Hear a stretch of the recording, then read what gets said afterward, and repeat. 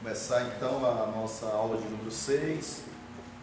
Já foi lido a temática oficial, a organização e organismo, que é a igreja. E nós iremos então para a introdução nesse momento.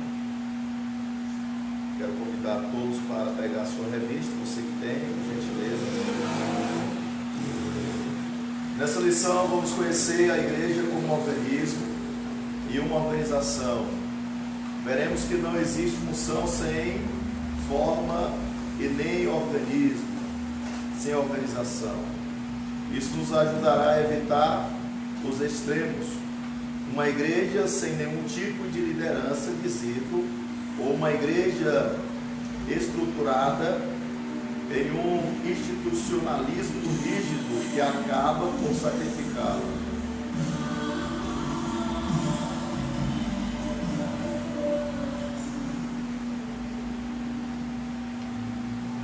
Conheceremos também as três principais formas de sistemas adotados na tradição cristã ao longo dos anos, em qual ou quais deles a nossa igreja se enquadra. Nós iremos também apresentar, dentre os modelos de governo eclesiástico, que é o mais mau e nocivo para si mesmo. Porém, contudo, o que é humano estão sujeitos a acerto e erro. Portanto, o padrão exposto no Novo Testamento deve ser buscado como parâmetro. Meus irmãos, na introdução aqui já nos chama a atenção a seguinte frase: tudo que for humano está sujeito a erros e acertos. E aqui, dentre essas duas palavras-chave, organização e organismo, para os irmãos, para a igreja, qual está no aspecto humano e qual é o aspecto espiritual? O que faz parte da liderança humana e qual é instituída por Deus?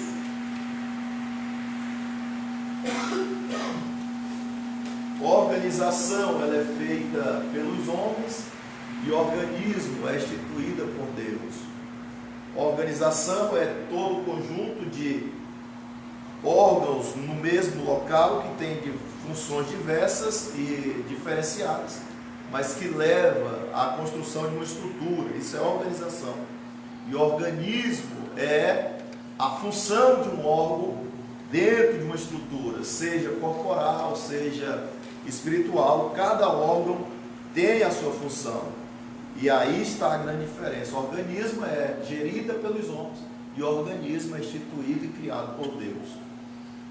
Primeiro tópico: a estrutura da igreja cristã. A estrutura da igreja cristã. A igreja como organismo. Um organismo é visto como, acabei de dizer, um conjunto de órgãos que constitui um ser vivo. Nesse aspecto, um corpo com as diferentes funções de seus órgãos e membros é entendido como estrutura física de um organismo vivo. Metaforicamente, a igreja é definida como o corpo de Cristo, um organismo vivo cuja cabeça é Cristo. Assim como um corpo funciona pela harmonia de seus membros, da mesma forma também a igreja só pode funcionar se os seus membros trabalharem, cada um individualmente, no propósito coletivo. Aqui está, meus irmãos, o segredo. A igreja é o modelo de organismo que precisa da organização. A igreja é um organismo criado por Deus, mas ela precisa de uma organização humana, porque senão ela vai acabar se tornando apenas um local de opiniões diversas, mas que não vai chegar em um objetivo nenhum.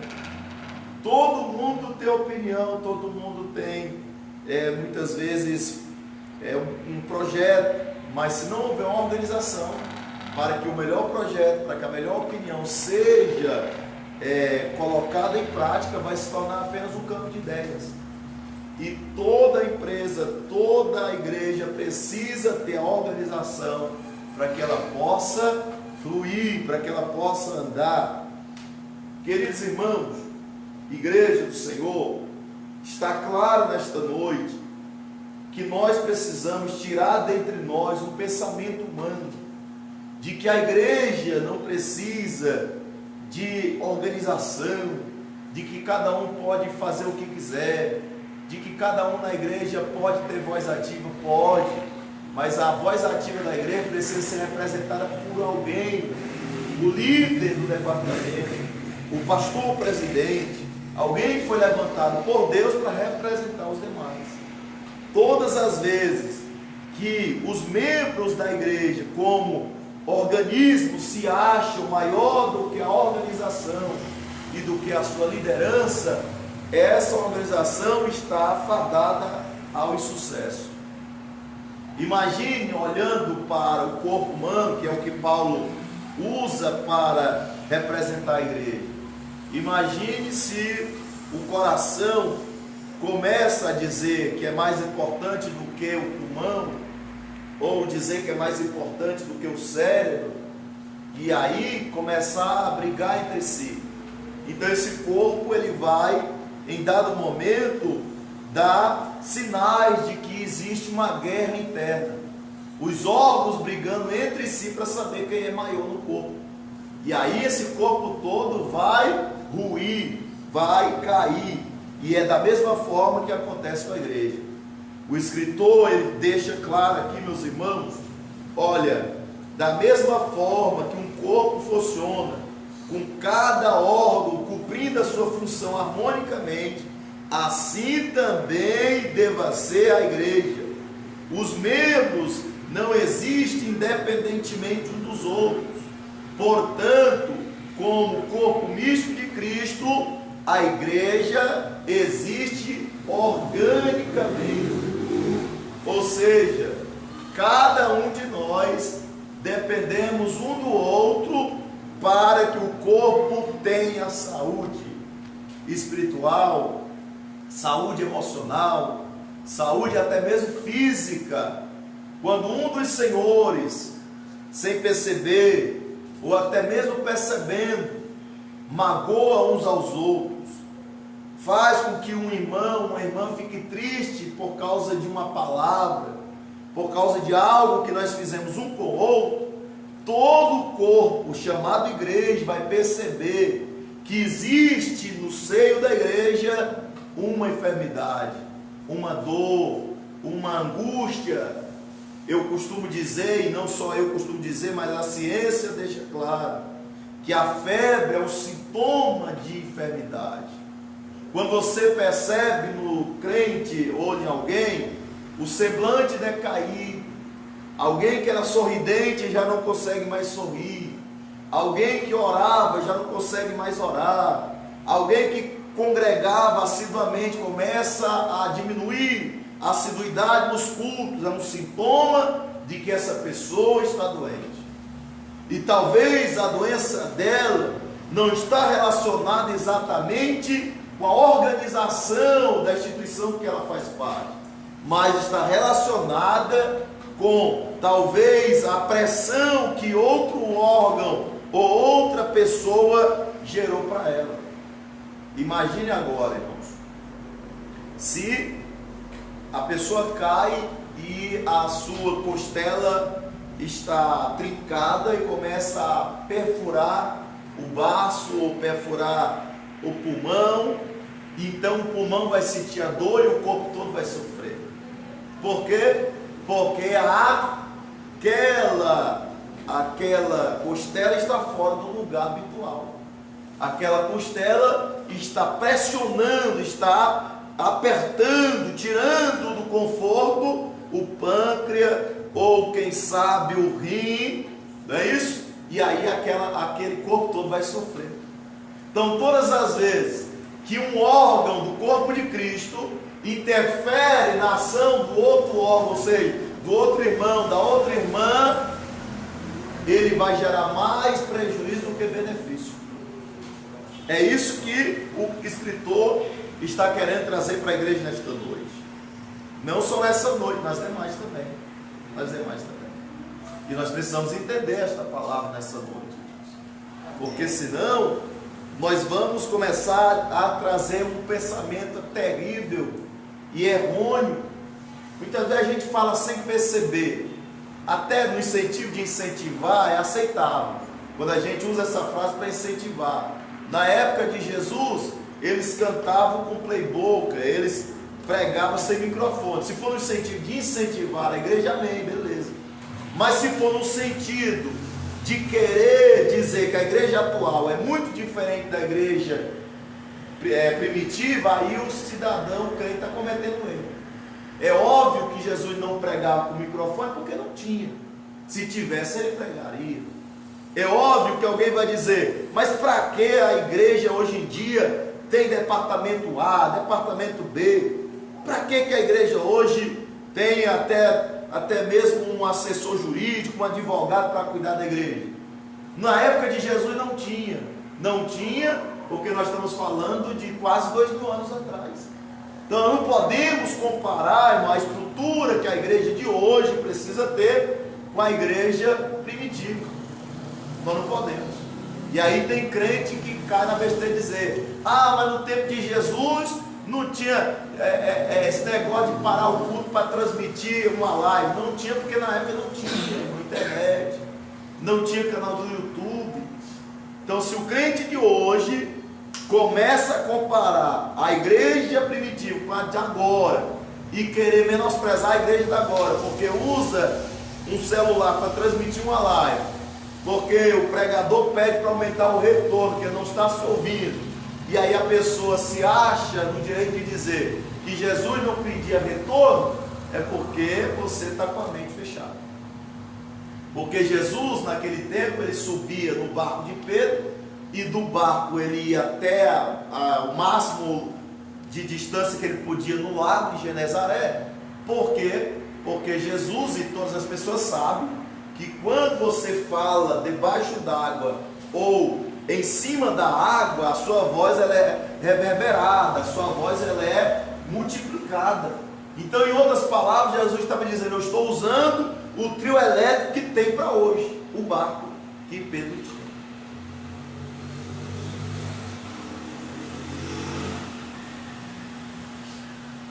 Vamos lá. Eu vou pedir que os irmãos leiam. Estou percebendo os senhores e as senhoras muito tristes, para baixo, cansados, calados demais. Comportadinho. Tá muito bem. Então os comportadinhos, mesmo assim, irão ler, pelo menos para falar alguma coisa na aula, né? Então eu vou falar, posso falar? Não, só para não pedir. Porque senão vai ficar interrompendo muita aula. Vamos lá. Cada pessoa que eu escalar para ler, leia pausadamente da forma que você quiser e puder, para que a gente tenha uma aula mais dinâmica. Não é isso, irmãos? Essa aula aqui, como todas as demais, é muito importante. Talvez o assunto, o tema não é tão atraente. Se eu perguntar aqui de novo o que eu falei, talvez você nem vai conseguir relembrar o que eu falei. Quem que é criação humana e quem é criação divina. Organismo e organização. Talvez se eu perguntar, alguns nem vai lembrar de novo, porque o tema não é tão atraente. A grande maioria das pessoas, principalmente nessa modinha de pentecostalismo, que é de fato necessário, mas as pessoas confundem, falar em mistério, pular na cadeira, derrubar os bancos, com o poder de Deus. Então quando você fala de organização, CNPJ, quando você fala assessoria jurídica, quando você fala de tesouraria, quando você fala de conselho fiscal, quando você fala desses assuntos, muitos irmãos, muitas irmãs acham que não é tão importante. Vamos lá. Onde é que eu parei? Alguém lembra? Onde foi que eu terminei de ler? Eu falei o 3 agora. Primeiro tópico, segundo artigo. A igreja como organização. Eu falei a igreja como organismo, as pessoas, os seres humanos, os crentes, os órgãos. O corpo de Cristo é a igreja. Cada órgão do corpo tem sua função. Paulo comparou os crentes como órgãos. E aí tem muita gente que quer ser os olhos, porque é visto. Tem gente que tipificando aqui um exemplo do corpo, quer ser os cabelos, porque todo mundo vê que está em cima. Mas existe órgãos no nosso corpo, internamente, você não vê, que é tão importante quanto os olhos ou até mais. Mas a gente não vê sempre. E é importante. E na igreja está assim hoje em dia. As pessoas querem ser vistas, querem ser lembradas. E aí criaram uma frase aí, né, que diz que quem não é visto não é lembrado. Aí as pessoas querem ser vistas. Só que o coração você não vê. Mas se ele parar, sua mão não vai mexer mais. Seus olhos não vão mais enxergar. Então não queira ser, ou não há necessidade de o crente ser um órgão muito visível. Você pode ser um órgão invisível que ninguém te enxergue na igreja, mas você é tão importante para o corpo que se você parar de fazer o que você faz, todo o corpo vai sentir a diferença. É isso que é importante na obra de Deus. Não é você ser visto, é você ser importante no funcionamento do corpo de Cristo. A igreja, como organização, a forma de organização da igreja primitiva era simples. Todavia existia. Por exemplo, a igreja seguia a liderança centralizada dos apóstolos. Dessa forma, os apóstolos doutrinavam a igreja, cuidavam da parte administrativa, instituía lideranças locais, reuniam-se no concílio. Por outro lado, precisamos diferenciar uma igreja organizada de uma igreja institucionalizada. A organização é saudável, o institucionalismo não. A organização permite à igreja, como estrutura social, se movimentar. O institucionalismo enrijece ou faz ela ficar rígida demais e neutraliza a sua força. Uma igreja organizada se mantém viva. Uma igreja que só pensa na instituição caminha para a sua morte. Ou seja, o que o escritor aqui está defendendo não é a placa da denominação. Ele não está defendendo aqui a Assembleia de Deus, ou a igreja A, ou a igreja B, não. Ele está enaltecendo a organização administrativa. Glória a Deus. Você congrega numa igreja, pode ser que o pastor não tenha tido condição de fazer uma fachada bonita no templo. Talvez nem o nome da igreja está lá na frente do templo, mas lá no cartório da cidade está a ata registrada do dia que foi criada a igreja, a ata dizendo que a igreja é uma instituição religiosa sem fins lucrativos. É isso que ele está dizendo, porque hoje em dia existem muitos pastores que é parecido com o político. Eles não querem investir, por exemplo, os políticos em esgoto, porque ninguém vê, está debaixo da terra. E aí o que eles fazem? Eles fazem um outdoor bonito, eles fazem a fachada da prefeitura linda, e assim estão muitos pastores de hoje, que preferem investir na pintura da igreja. Todo ano pinta a igreja, todo ano coloca uma placa nova no templo, mas não paga os impostos da igreja, não registra o ministério que ele é presidente, e aí sai por aí dizendo: eu sou pastor presidente de uma igreja que não existe, presidente de uma igreja que foi rebelada, que saiu de uma outra e levou 30 pessoas, começa a dar glória dentro de um salão alugado, e diz que é igreja. Igreja, entre aspas, pode até ser como organismo, mas como organização, não existe presidente se não houver CNPJ. Como você vai presidir algo que não existe? Mas esses assuntos não geram glória para os homens, mas gera estabilidade para o ministério.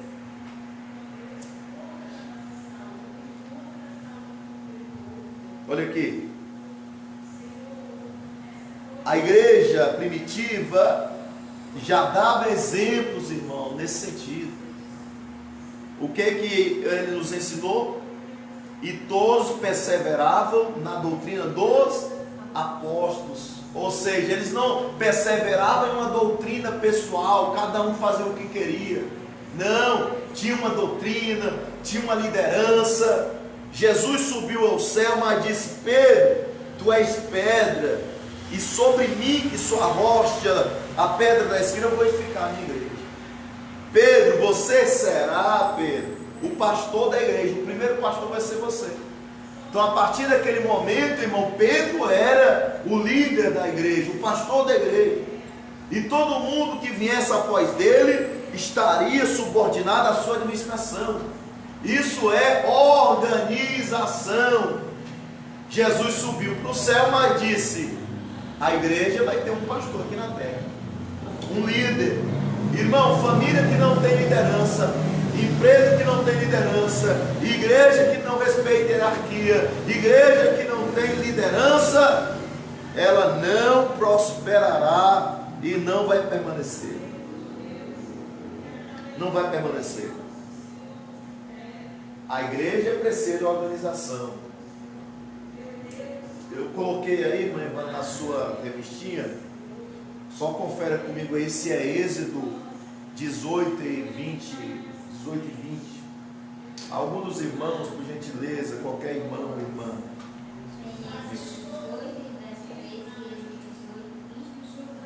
A nossa querida missionária, irmã Jaqueline, por gentileza. No Antigo Testamento, Êxodo, capítulo 18, versículo de número 20 ao 21. 18, do 20 ao 21? Isso. E declara-lhes os estatutos e as leis, e faz-lhes saber o caminho em que devem andar, e a obra que devem fazer. E tu, dentre todo o povo, procura homens capazes, tementes a Deus, homens de verdade, que aborreçam a avareza, e põe-nos sobre eles por maiorais de 1000, maiorais de 100, maiorais de 50 e maiorais de 10. Organização. O sogro de Moisés, nesse texto aí, no capítulo de número 18, Moisés está julgando o povo. Moisés ficava sentado e o povo em pé o dia todo.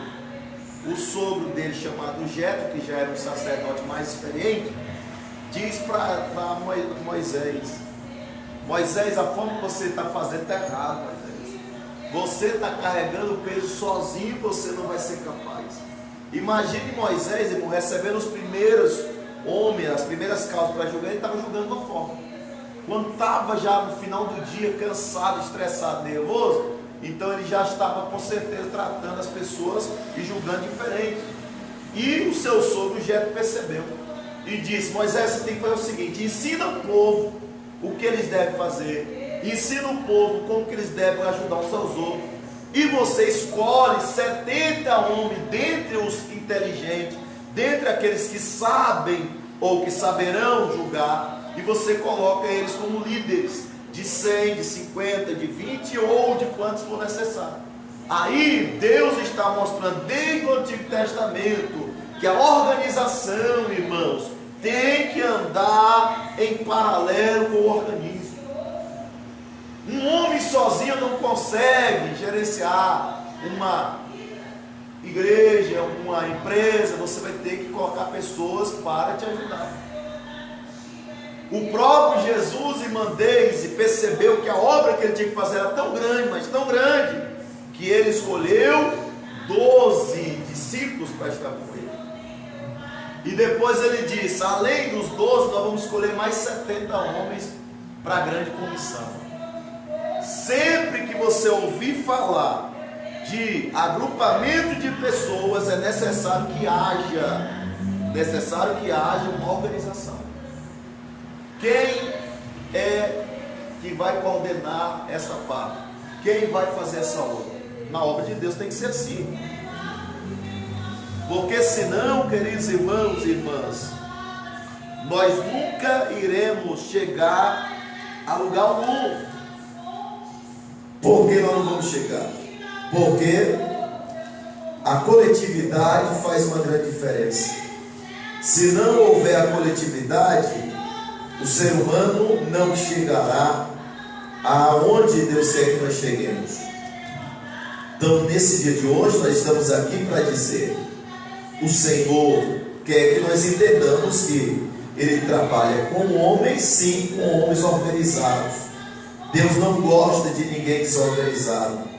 Deus não gosta que a sua obra seja desorganizada. Deus gosta e quer que a sua obra seja organizada. Bendito seja o Senhor. Porque senão, meus irmãos, a gente não vai conseguir chegar aonde é necessário que nós cheguemos. Não é isso? Então Deus está falando com a igreja nesta noite, através desta lição, o quão é importante a gente dividir as funções, não se sobrecarregar.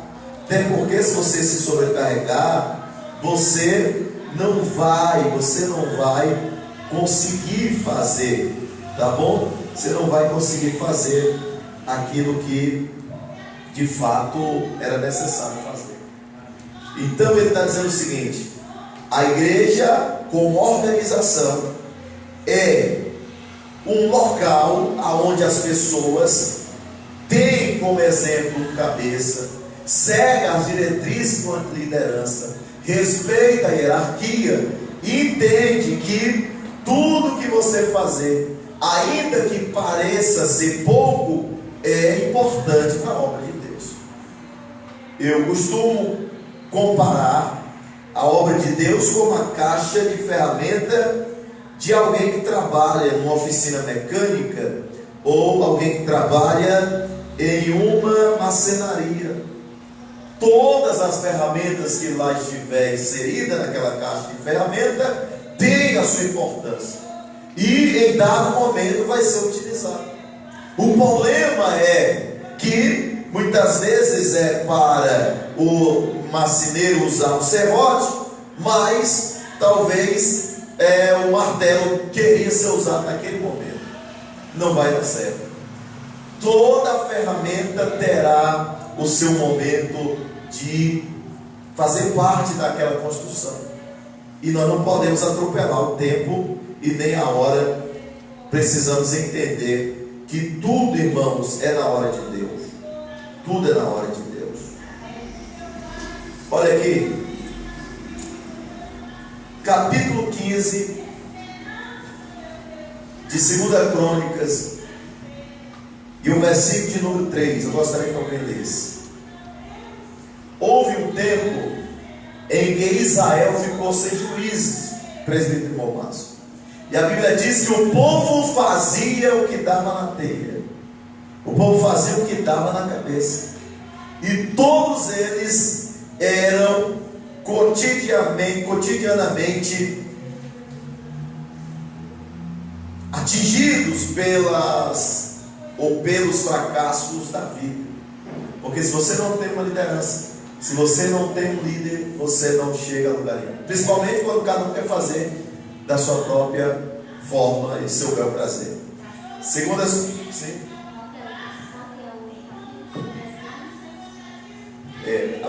Você, irmã Ivana, como já está montado alguma referência, eu queria que você abrisse as que está aí. Números 11 parece, tem alguma coisa aí, números 11. Aqui, a que eu pedi foi 2 Crônicas 15 e versículo 3.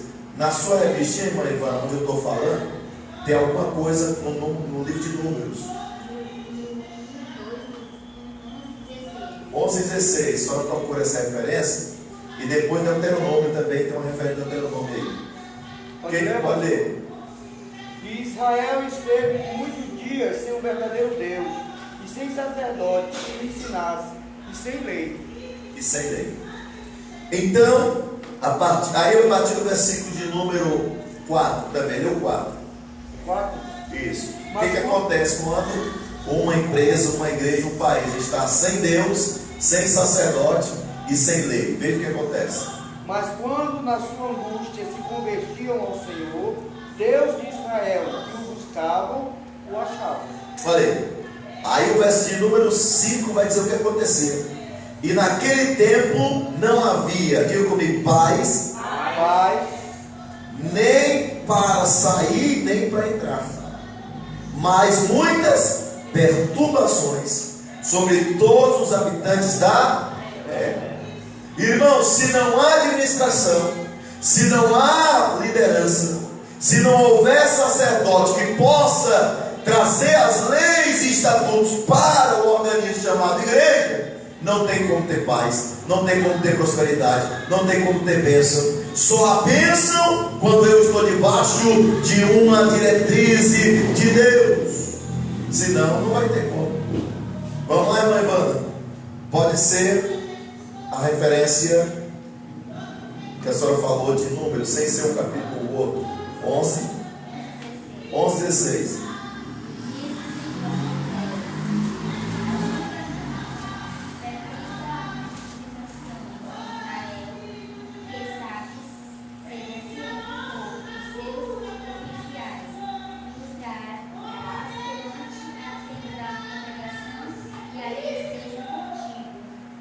Olha aí, então Deus fala para Moisés: Moisés, levante 70 homens aí para te ajudar, 70 homens para fazer a obra contigo, e cada um deles vai ser um líder de uma tribo, um líder de um grupo de pessoas.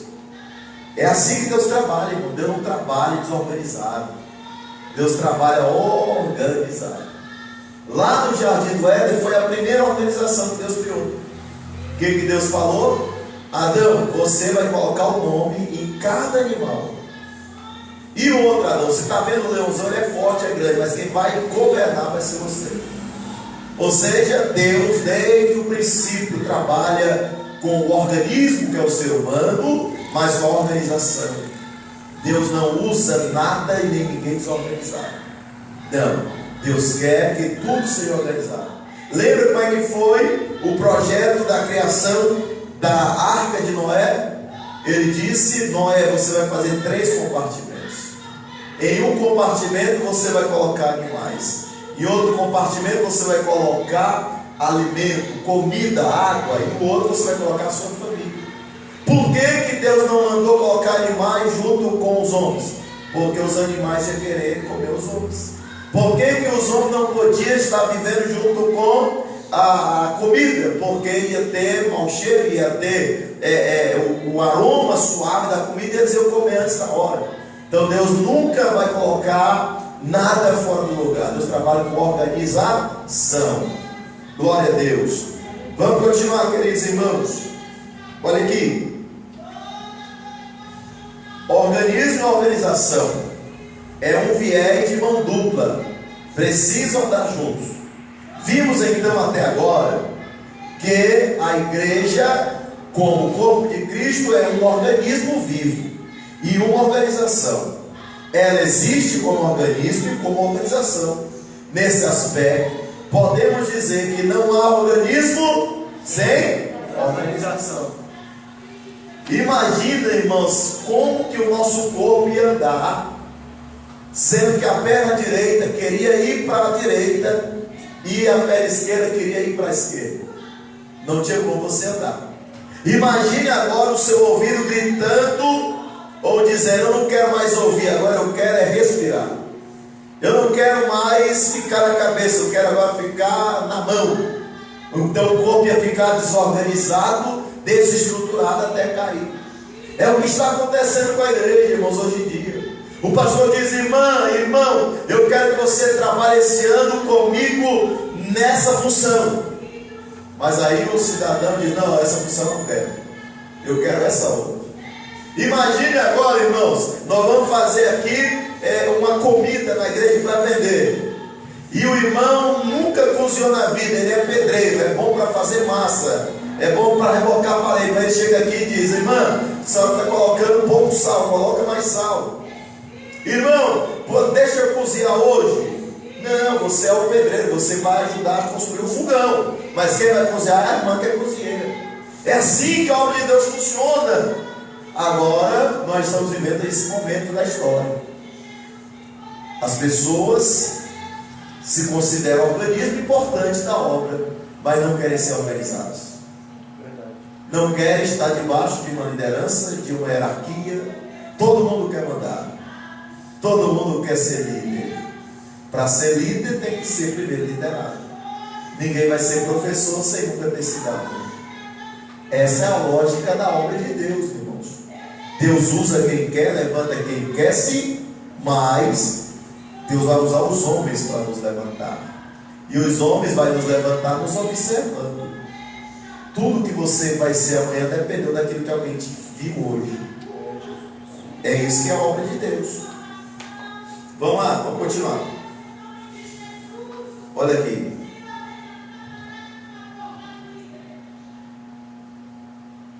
A organização. Então nós estamos observando o quê? Que mesmo as estruturas mais simples que você possa fazer parte tem uma importância. Imaginemos aqui essa coluna da igreja. Todo mundo fala do ferro que é caro, uma barra de ferro 5,16. Mas houve uma época em que as pessoas que trabalhavam fazendo a ferragem não usavam, irmão Jailson, solda elétrica, usavam um aramezinho. E com a aramezinho amarrava aquele ferro para fazer a coluna. Mas aí todo mundo só fala do ferro grosso e esquece do aramezinho que interliga os ferros no outro. Então na igreja, irmão, independente da função que você está exercendo, em 2024 você é importante para a obra de Deus. Paremos de querer ser visto pelos homens e voltemos a querer ser enxergado pelos céus. Verdade, Deus, aleluia, Deus, glórias a Deus. Então, independente da estrutura que você representa, seja frágil ou robusta, você é importante para a organização. Aleluia. Você é importante. Vamos lá, tópico 2. A irmã Ivana, leia por vontade.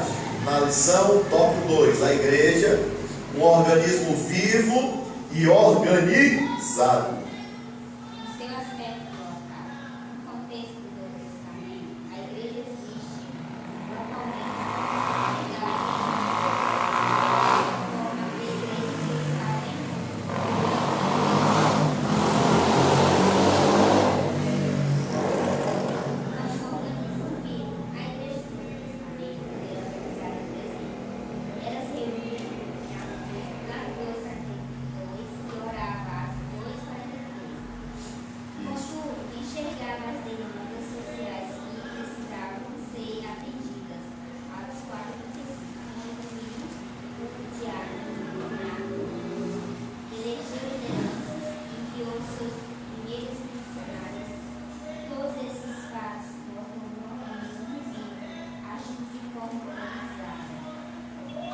Amém. Então ele está dizendo que mesmo Paulo ou qualquer um que saía para abrir uma igreja, ele saía direcionado pelo líder local. Eles não saíam do nada. Não, eu senti de Deus ir lá para a Ásia abrir uma igreja lá. Não é só sentir de Deus, tem que ter alguém para te enviar. Tem que ter uma igreja para responder por você. É isso que é a organização, irmãos. E aí, então o texto bíblico está claramente dizendo: olha, é necessário que você, como uma igreja local, você exerça um papel interno, e quando for exercer um papel externo, você tem alguém para lhe representar. Você tem alguém para dizer: não, foi eu que mandei essa irmã servir uma cesta básica lá no asilo dos idosos. Fui eu que pedi esse rapaz para entregar um alimento, uma sopa aqui no hospital. A igreja, ela é organismo, mas ela é organização. Não, pastor, do nada eu senti de Deus de visitar um homem que mora na minha rua lá, e ele era solteiro e eu fui lá. Você corre isso de voltar molestada por ele. E aí você vai dizer o quê? Não, eu sou da Assembleia de Sé. Mas foi sem autorização do pastor. O pastor não sabia que você estava lá visitando aquela igreja. O pastor não sabe que você estava lá visitando o seu vizinho, que até pedófilo é, e você levou o seu filho, a sua filha para lá. enquanto você estava de olhos fechados orando com ele pedófilo, ele estava aliciando a sua filha, o seu filho. Então, irmãos, olha aqui, organismo, organização, a igreja é um organismo vivo, mas é organizado. Não, pastor, eu ouvi falar que a gente para ser obreiro é sentir de Deus e pode ir. Não, você vai sentir de Deus, seu pastor vai te dar as diretrizes, vai te dar as coordenadas e você vai. Mas não, mas do nada eu senti de lá, vai lá. Chega lá, a pessoa está endemoniada, quebra a sua perna, quebra o seu braço. Aí a igreja que você faz parte, que nem sabia que você estava lá, vai ter que cuidar de você agora. Por quê? Porque você é um organismo vivo, mas que depende da organização para continuar vivo, mas não entende assim. Acha que está vivo pode tudo, e nem tudo que você pode, você precisa comunicar, explicar para quem você faz parte da organização. Olha aqui, então ele está dizendo que no contexto social, a igreja e as pessoas entendiam que as demandas sociais precisavam ser atendidas. Porém, todos esses fatos mostram um organismo vivo agindo de forma organizada. Ninguém vai sair por aí dando cesta para as pessoas sem ter alguém competente para fazer. Tem um departamento X, tem a pessoa específica. Então, os sacerdotes, os apóstolos disseram: nós não podemos parar de pregar a palavra e ir montar cesta básica. Eu não posso parar de pregar uma palavra oficial no domingo para ir lá no estacionamento da igreja ver o menino que riscou o carro do pregador. Quem vai fazer isso são os obreiros, são os diáconos. O pastor está aqui atendendo a ligação do presidente da convenção, tem que ligar o telefone do presidente da convenção para vir orar pelo endemoniado que está na frente da igreja, porque os obreiros que estavam lá preferiram abrir o portão e chamar o pastor. Pastor, tem um endemoniado ali.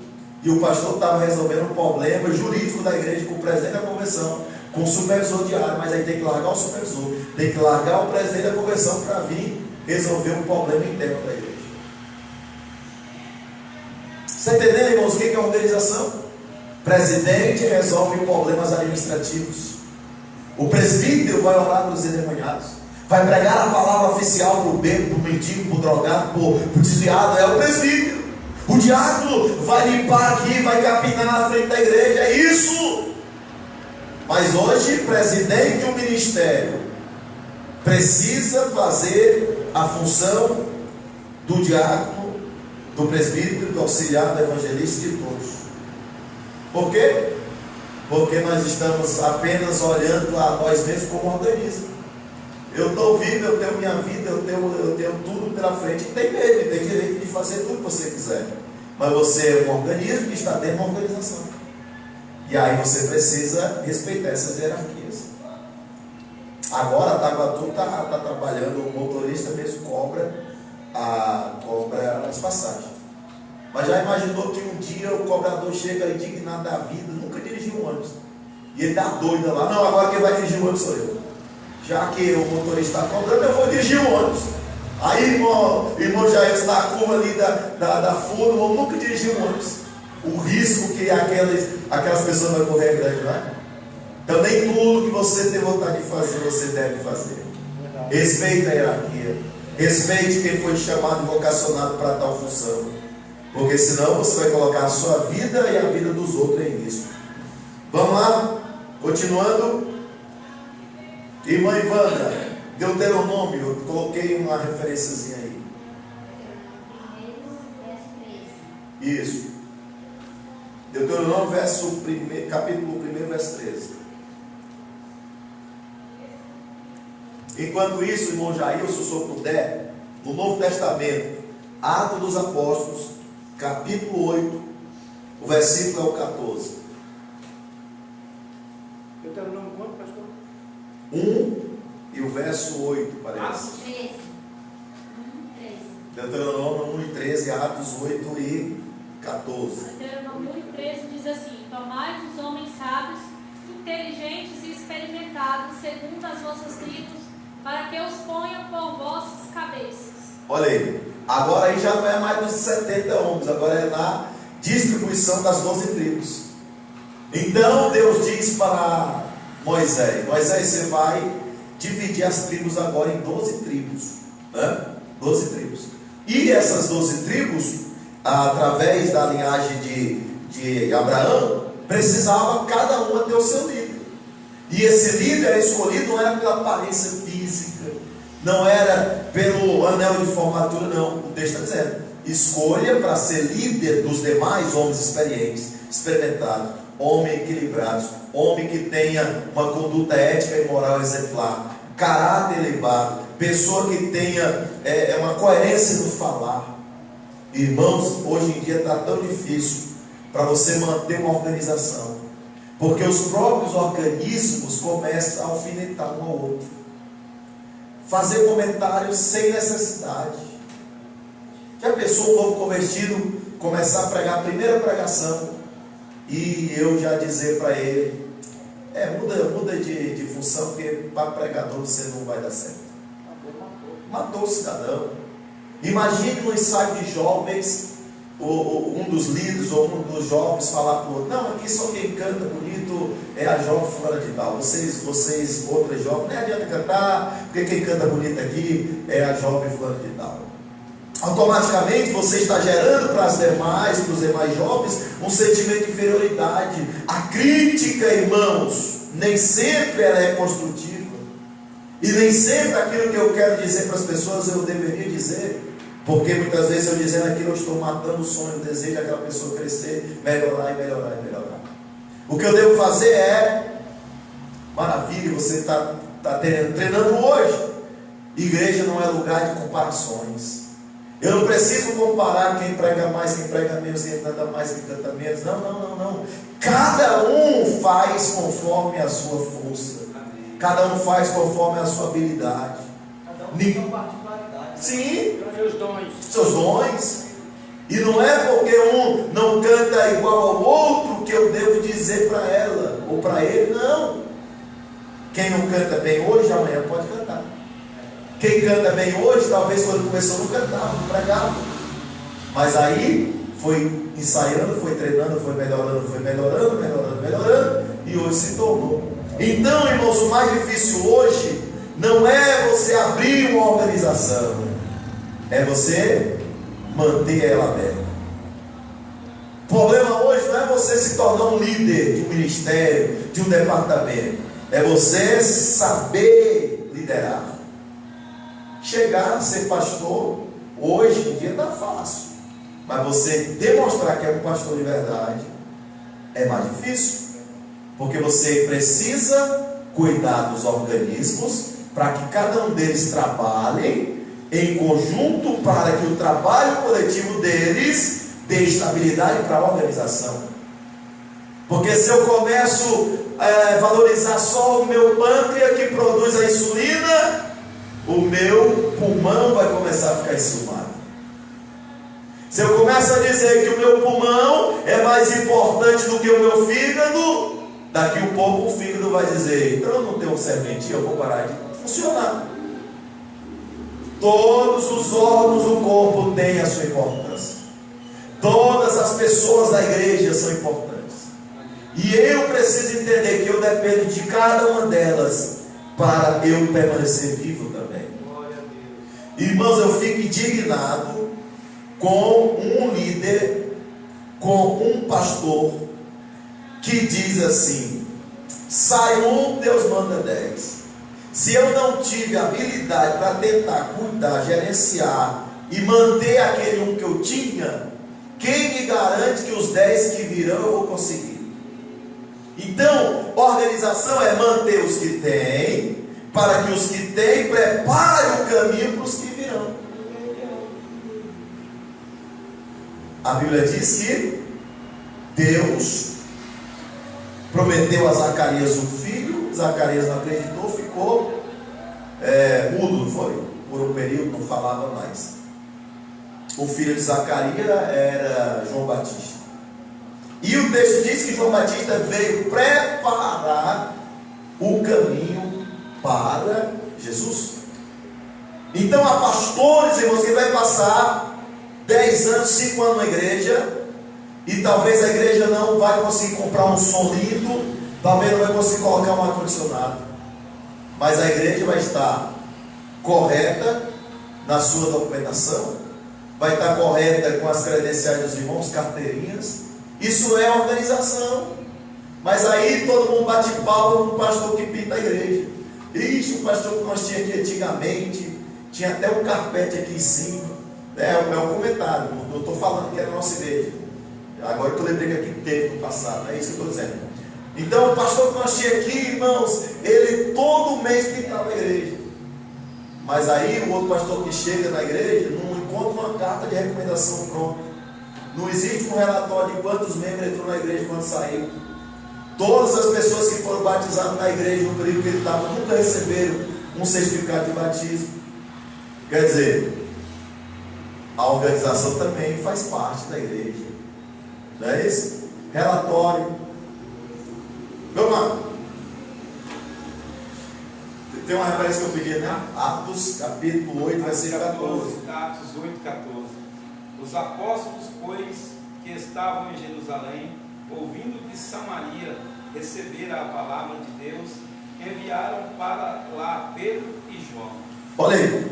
Então, a Bíblia está dizendo que Filipe vem pregar em Samaria para fazer uma grande obra missionária. Mas quando ele saiu de Samaria, ele avisou para os apóstolos lá: estou indo para Samaria, vou pregar lá, vou fazer uma obra lá. E quando ele estava lá em Samaria pregando, os apóstolos estavam sabendo de tudo. Por que sabia? Porque tinha relatório. Ele mandava um relatório: ô Pedro, ô João, ô fulano que estava aqui, eu ganhei o mágico aqui da cidade. Ganhei alguém, ganhei outro. E é isso que acontece. Quando há relatório, quando há um bom trabalho prestado, as pessoas vão saber. Então, irmãos, a igreja precisa trabalhar organizada. Tá bom? Olha aqui, no seu aspecto litúrgico e ritual, toda a igreja organizada possui sua liturgia e rituais. A organização, portanto, é necessária para uma igreja viva. Uma igreja organizada, por exemplo, mantém a decência e a ordem no culto. Olha aqui, irmão, o que é organização? É isso, né? Você tem um norte. Como é que os cultos começam? Então você já sabe. Quando você tem um parente lá na sua casa, você já avisa: olha, lá na nossa igreja é o seguinte, lá a gente vai cantar uns 2 ou 3 etapas, lá a gente vai ter uma oração, lá a gente vai ter uns louvores, daqui um pouco tem uma palavra, e tem mais, lá a gente tem uma ofertazinha. Então você sabe como é que funciona o culto nosso, irmão. Agora, se você chega numa igreja e você percebe que parece mais um omelete, tudo misturado, meu irmão, não dá certo. Tem que ter começo, meio e fim. Isso é organização. Então vamos lá. Deus está falando conosco hoje um importantíssimo assunto. Quer ser uma igreja abençoada? Quer ser um povo de Deus digno de ser honrado? Trabalhe o seu organismo, que são as pessoas, coletivamente, cada um na sua função. Dentro da organização, respeite as hierarquias, respeite as determinações, respeite, e aí você vai ser bem-aventurado. Já parou para lembrar como é que é no fórum?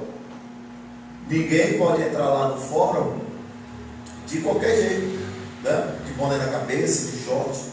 Já tem uma regra lá: aqui nesse ambiente você não pode entrar disso. E a pessoa respeita. Por quê? Porque é hierarquia, é organização. Agora na casa de Deus pode quase tudo. Aliás, não é que pode, né? Está acontecendo. Está acontecendo. Vamos lá, meus irmãos. Olha aqui. Então, a igreja que tem uma organização, é ela que determina os usos e costumes, a liturgia dos trabalhos. Não é o pregador itinerante que vem aqui que tem que dizer como é que nós vamos ser. Não. Se uma igreja diz que não pode bater palma, se o pregador chegar e pedir para você bater palma, você não vai bater, porque o seu pastor já ensinou antes.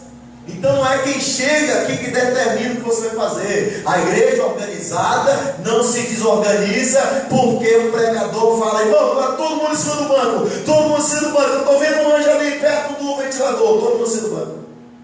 Aí o pastor passou 1 ano, 10 anos, falou: irmão, não suba em cima do banco, porque o banco faz parte, irmãos, aqui no tabernáculo do cenáculo. Aí chega o pregador do nada e manda o povo subir no banco, o povo sobe no banco. Cadê a organização da igreja de 3 anos, 5 anos? Você não perde em manter aquilo que você aprendeu. Não, pastor, mas o pregador manda, irmão, você mandar você para o inferno. Você vai? Você tem que cumprir aquilo que a sua igreja te mandou, ou te ensinou, porque na realidade a gente não manda em nada. Na realidade o pastor é mais mandado do que manda. Pensa num cidadão, numa cidadã que recebe ordem, é pastor e pastora. Meu irmão, quanto mais você crescer na ordem de Deus, mais você vai servir, mais você vai ser mandado. E tem gente que manda em você pensando que está pedindo, mas ele está mandando. Aí você, para garantir a harmonia, para garantir a comunidade em pé, obedece. Não é isso? Não é fácil, né, pastor? Não é fácil? E se não obedece, é um pastor. Não é pastor rebelde, é um pastor misericórdia. E aí? Mas, como se diz, nós estamos aqui por causa de um propósito, nós estamos aqui por causa de uma vocação, não é isso? Então Deus está falando conosco, e sempre falou e vai continuar falando. Vamos lá, meus irmãos. Então está escrito aqui, e eu estou apenas trazendo para os irmãos o que o escritor quis dizer. Nesse sentido, nós vemos que a igreja primitiva já batizava em água, a igreja primitiva já servia a ceia. Por quê? Porque eles aprenderam quem? Jesus. E se chegasse outro dizer: não, ninguém mais vai fazer assim, eles não iam mudar. Por quê? Porque Paulo disse: eu estou ensinando aquilo que aprendi com Cristo. Não é isso que ele falou? Eu estou ensinando para vocês o que eu aprendi com Cristo. No caso, essa organização aí também serve para cada um, né, dos que fazem parte da organização, saber qual que é a sua função e o seu chamado, né? Sim. Porque aqui na leitura de Atos fala assim que eles foram reclamar, né, que as viúvas estavam sendo desprezadas. E aí os discípulos, né, os diáconos, que falaram que não podiam ir, que tinha que preparar uma equipe para ir atender a essas pessoas, né? Os apóstolos disseram, né?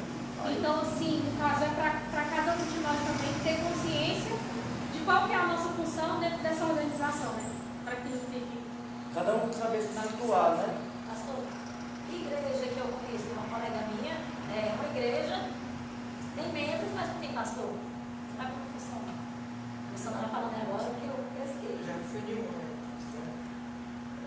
É isso que nós estamos falando, né? Ainda que o nome não seja pastor, mas tem que ter um líder, tem que ter uma liderança, né? Tem igrejas, ou para nós, dependendo do que eles pregam, seitas, né, que não utilizam a palavra pastor. Mas nós estamos aqui falando exatamente de pastor, estamos falando de liderança, organização, cabeça, né? Então, qualquer agrupamento de pessoas, se não tiver organização, seja igreja, seja o que for.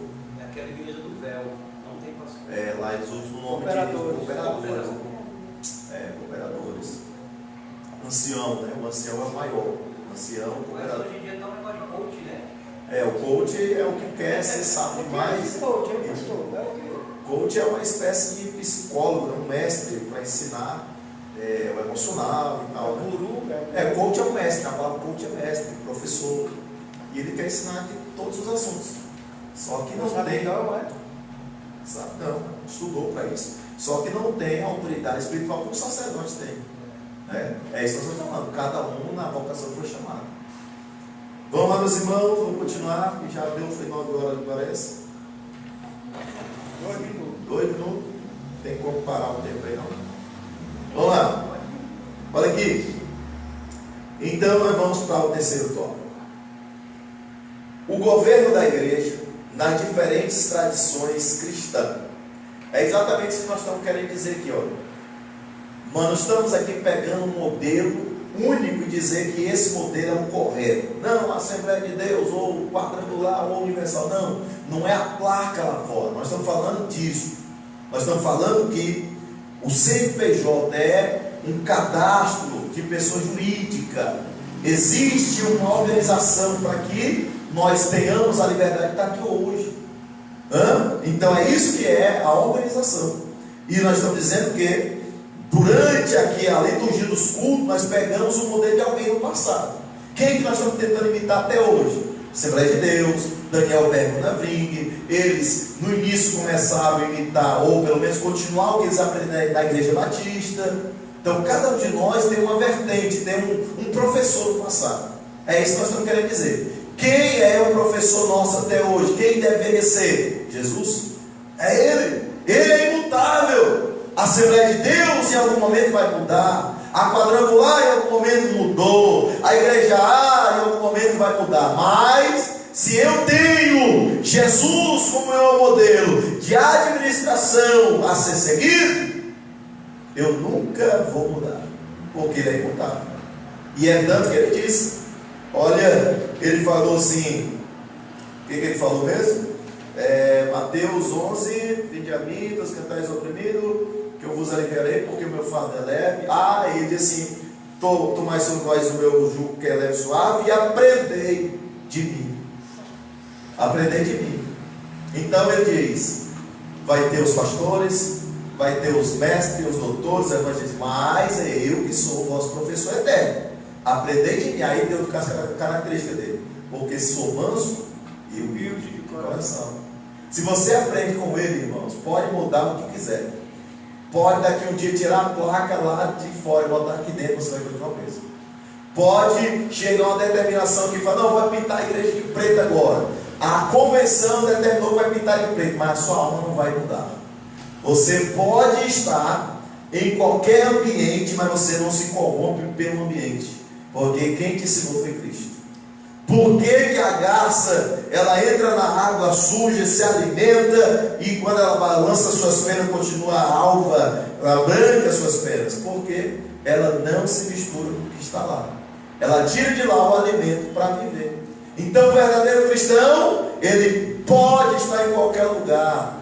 O que ele não pode é se alimentar de tudo que o mundo está oferecendo, porque aí ele vai se corromper, vai se sujar.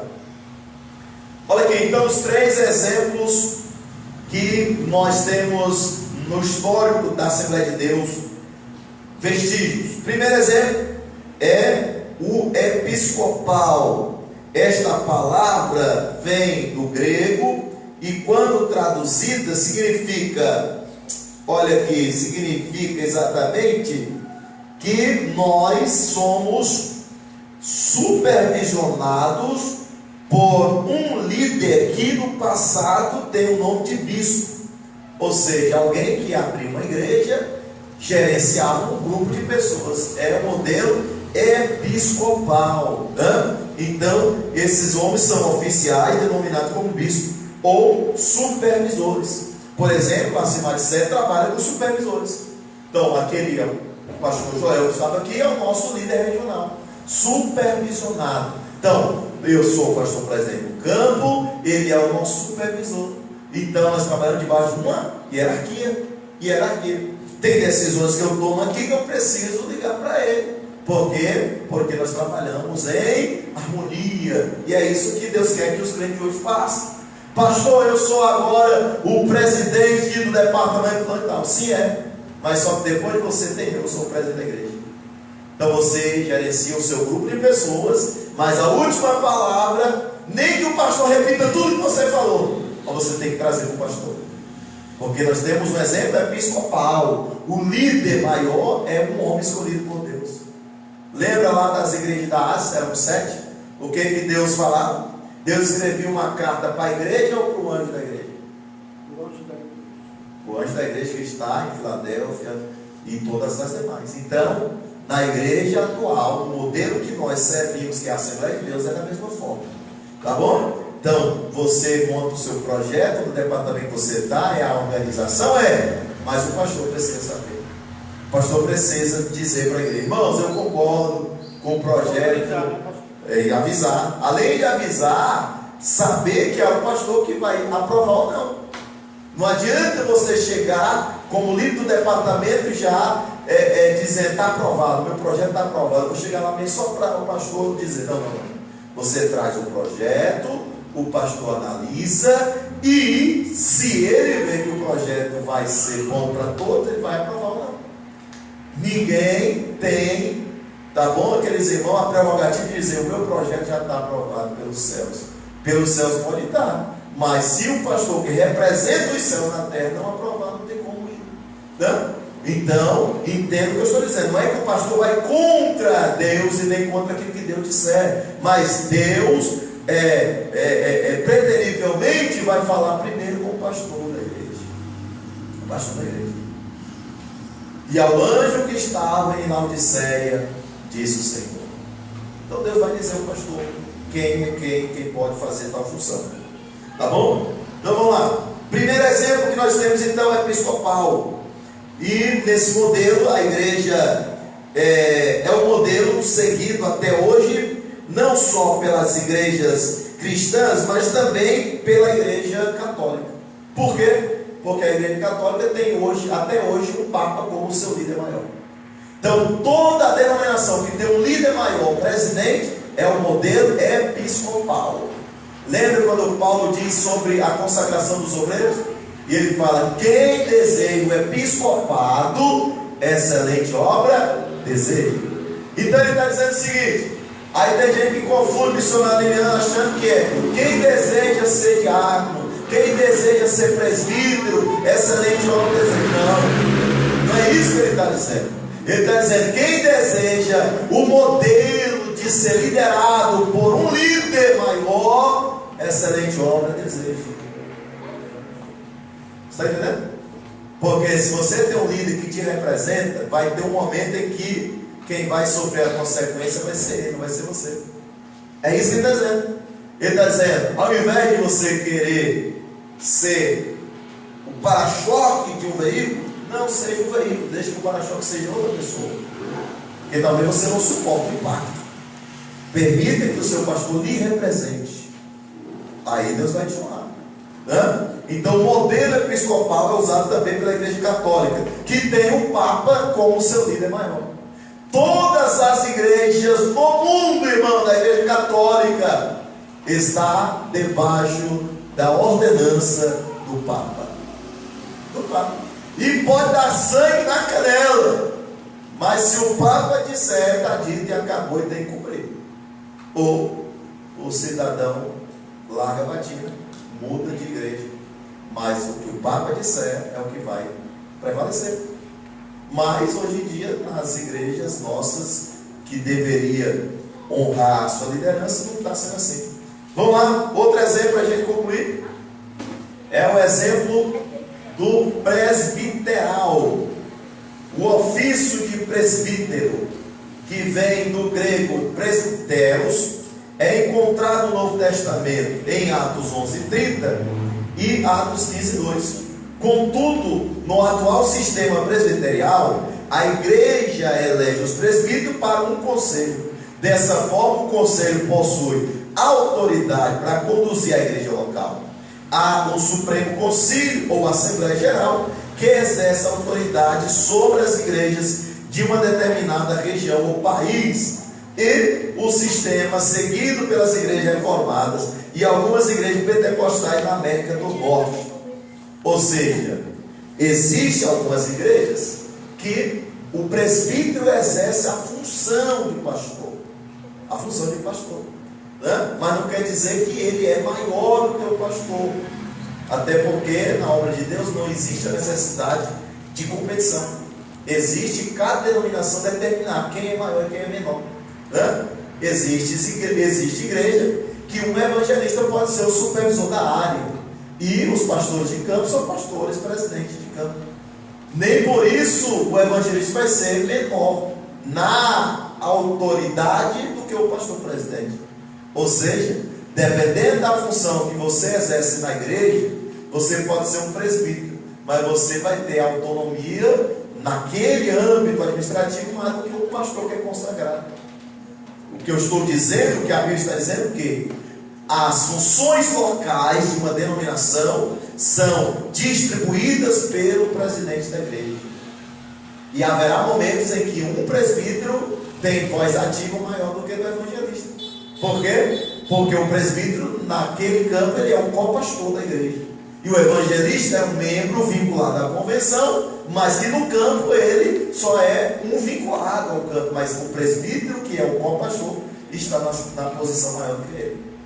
Só que isso aí você tem que abrir a mente e entender: eu sou presbítero consagrado, mas sou o co-pastor da igreja autorizado. Entende, irmãos?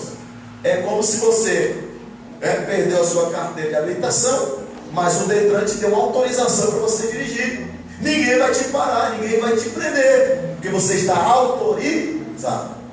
Agora tem gente que nem é consagrado nem autorizado, mas quer fazer e quer dizer que é, como se fosse. Está cometendo um erro, está cometendo um crime administrativo. Então, irmãos, cada um fique na vocação que foi chamado, cada um fique na função que foi determinada. Faça o seu melhor naquilo que você foi chamado, e aí Deus vai te honrar. Lembra que eu falei um dia aqui na igreja de Matias, que era para ter sido escolhido, não, estava na eleição dos 12, não foi escolhido, quem foi escolhido foi Judas. Judas traiu Jesus. 3 anos e meio depois, Matias ficou no lugar de Judas, porque ele permaneceu fiel, continuou andando com Jesus, continuou fazendo a obra de Deus sem questionar, sem reclamar. Quem não reclama, quem não questiona e continua fazendo, amanhã estará no lugar do traidor. Quem pode dar glória? Glória a Deus, é verdade. Finaliza agora. O outro modelo de governo que é exercido pelas igrejas tradicionais nos dias odiernos é um modelo congregacional. Nesse modelo, a prática de eleger dirigentes para a igreja local está no contexto dela e também no contexto bíblico. Nesse atual sistema, o pastor é eleito pela Assembleia Geral da Igreja. Assim, as igrejas locais e autônomas nas suas tomadas de decisões não estão sujeitas a nenhuma interferência que venha de fora. É um modelo seguido pelos batistas. Está entendendo? Então, por exemplo, existe igreja que a própria igreja elege entre eles, a própria igreja vai eleger o seu presidente. Entre eles. É a igreja que tem o sistema congregacional, que não é o nosso sistema. O nosso sistema é um sistema mais parecido com o sistema episcopal, onde nós temos um líder que é o presidente da convenção. Obrigado, missionária, irmã Jaqueline. E também o sistema presbiterial, que dentre nós o presidente elege um conselho de ministros para representar os demais. Não é isso? É o que nós usamos aqui. Nós temos o conselho fiscal, nós temos os presbíteros, os evangelistas no nosso campo. Tá bom, queridos irmãos? Então eu finalizo agora dizendo que o sistema de governo da nossa igreja agora se parece muito, olha aqui o que eu estou dizendo. O governo que nós utilizamos agora se parece, não é que é totalmente idêntico, mas se parece, tá bom? Com o governo presbiterial. Por outro lado, no contexto brasileiro, nossa igreja reúne elementos do sistema episcopal e também congregacional. Portanto, é um modelo híbrido que dá liberdade para cada denominação determinar como será a estrutura governamental da igreja que você congrega. É flexível. Tem igreja que o pastor vai dizer: irmãos, esse ano não teremos consagração para presbíteros. Esse ano nós trabalharemos só com missionários internos. Amém. A igreja concordou, todo mundo deu glória, está valendo. Tem igrejas que está no estatuto: nós não aceitamos que sejam consagrados diáconos no ano pares. Todo ano que for par, nós não aceitamos consagração de diáconos. Está no estatuto, os irmãos votaram na Assembleia, concordou. É um modelo também aceitável. Agora, o que nós temos que entender é que toda e qualquer organização precisa impreterivelmente de organismos. E aí eu finalizo dizendo: não haveria necessidade de ter pastores se não houvesse ovelhas. E agora eu vou falar algo gritante para vocês: as ovelhas não permanecem vivas se não houver pastor. Finaliza agora. Você sabia que uma ovelha, e literalmente o que eu estou falando é a igreja, se uma ovelha cair me ajude para usar ovelha, não queria usar abdômen de pessoas, barriga da ovelha, como é que a gente chama? Bucho. Hã? Bucho é de bode.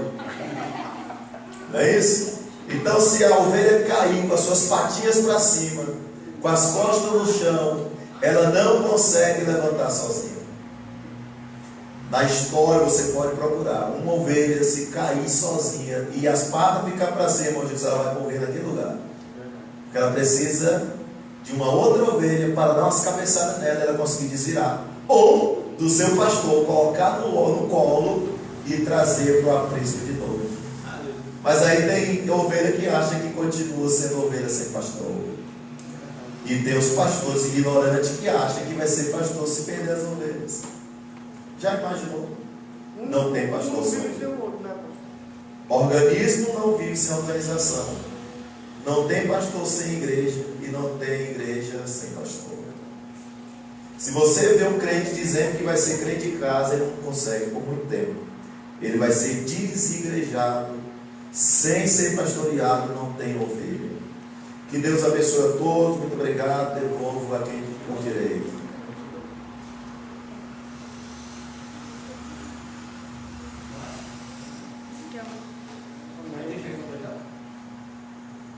E os senhores vão cantar ou não vão?